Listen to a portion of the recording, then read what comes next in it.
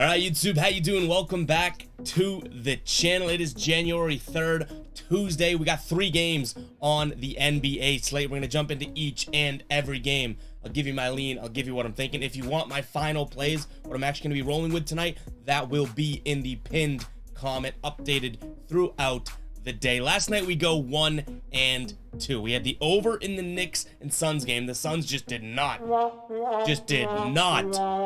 to play. We also had Julius Randle under 10.5 rebounds. That doesn't work out for us either. We took that one because it was plus money on our sports book, minus money on some other ones, so it's kind of a value play there. He finished with 1 million rebounds, but we did hit the Lakers covering as underdogs last night, and we did also hit our ride of the day, which kept us kind of afloat for the day. So shout out to Bo there. Luka over 51.5 PRA. Luka is absolutely going nuclear as of late. So shout out to Bo there, guys. If you do want to be the ride of the day, all you got to use is hashtag ride of the day in the comments. You got to use the hashtag. Use that hashtag, and I'll be picking one person in the comments to jump on board with me. You guys get a shout out, win or loss, in tomorrow's video here. But like I said, 3 games on the NBA slate. Before we do that, I do want to talk to you guys about DG Fantasy, guys. They got the Prize Picks Optimizer. If you're playing on Prize Picks, NFL, NBA, NHL, MLB, any sport really, you got to check out the DG Fantasy NBA Prize Picks Optimizer. They compare Prize Picks lines and sportsbooks lines, and also pull in all the sportsbooks, popular sportsbooks odds there, so you can know what you have going into your plays. If you see a guy that is minus 160, minus 160, minus 160 across sportsbooks, it's probably a good play over on Prize Picks. So it's really Prize Picks made simple, guys. Check out that link in the bio. You get $100 off. You get $5 off your first purchase over there, guys. Check it out. I've been using that optimizer and cashing over on Prize Picks all the time there, so make sure to check that out. Let's move into the first game here. We got my Boston Celtics traveling over to Oklahoma, taking on the Thunder. Your Thunder 21 and 15 against the spread. You know what we call them? The rumbling, covering Thunder here.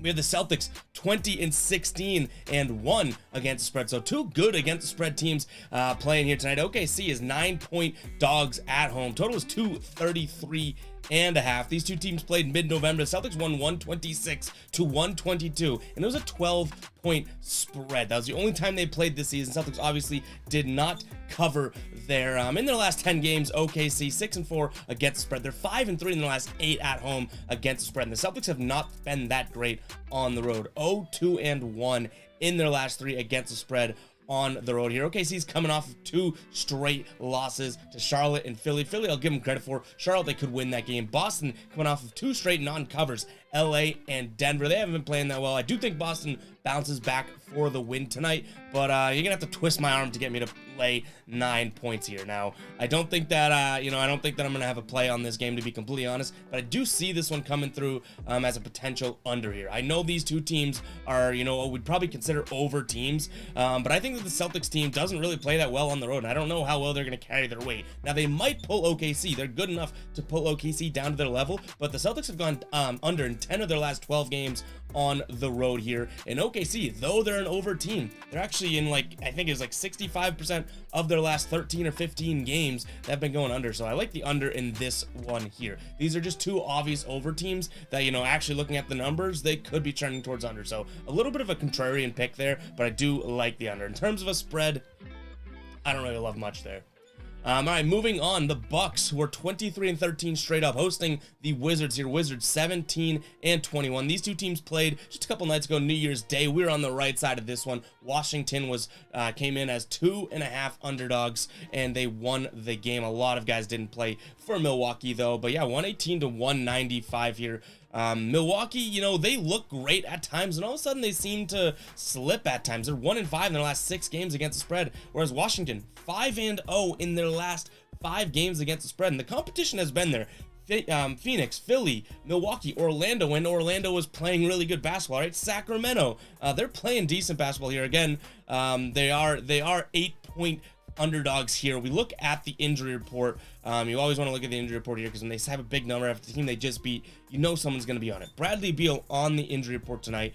He has been on and off this injury report with the same hamstring designation there, so keep an eye on that. But the Milwaukee injury report is probably even more important to take a peek at here. The Milwaukee injury report: Drew Holiday upgraded to probable, Chris Middleton still out here, and Giannis now questionable. I've seen on some tweets that he's upgraded to probable, so we're gonna go with that. So hopefully they have Drew Holiday and Giannis, because I do think that I'm gonna lean the Bucks here -8. If they have Giannis and Drew Holiday, I think that they come into this game with a little bit of a revenge mentality. I would hope they would, after getting beat last game by a team that they were favored to beat, obviously injuries aside. But I'm gonna lean the Bucks here -8 points. I don't think this becomes a final play. It seems just slightly too high for me to lay, so I'm gonna lean the Bucks. And I'm also gonna look at the under here. When these two teams played, like I said just a couple nights ago, 118 to 95 here. Even when they played before that, 102 to 114. That was late last year, and then I guess mid last year, 98 to 112. Somehow these two teams seem to cover each other well and match up well.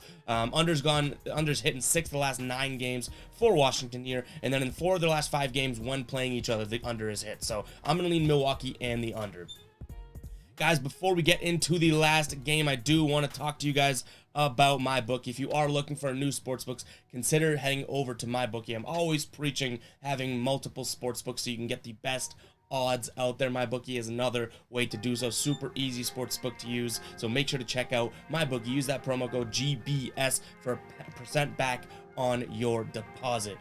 All right, we got the last game on the slate. We have Utah taking on the Kings. I think this is going to be a very good game. Utah 2.5-point favorites at home. Total sitting at 241. I've seen this jump to 242 on a couple sportsbooks here. So if you are a fan of the under here, which I'll spoil it, I am also a fan of the under in this one.